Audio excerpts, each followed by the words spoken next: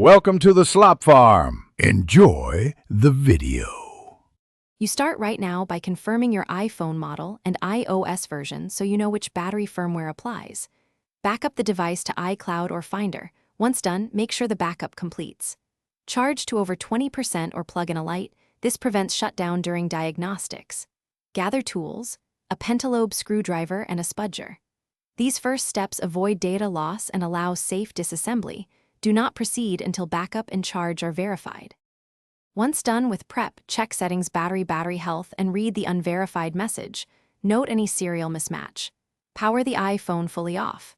Remove the display gently, work slowly to avoid tearing flex cables, and disconnect the battery connector. Document connector positions with clear photos. This helps if connectors look similar.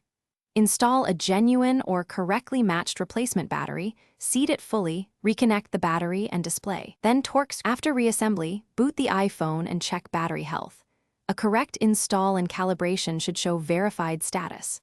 To calibrate, charge uninterrupted to 100%, then use the phone until it shuts down and recharge to 100% again. This helps the system measure capacity accurately. If the unverified label persists, power down and recheck connectors and seating. Once connectors are confirmed, consider reflash options if you have tools, or take it to Apple-authorized service.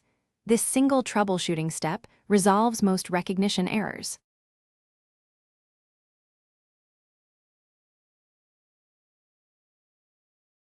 Thanks for watching.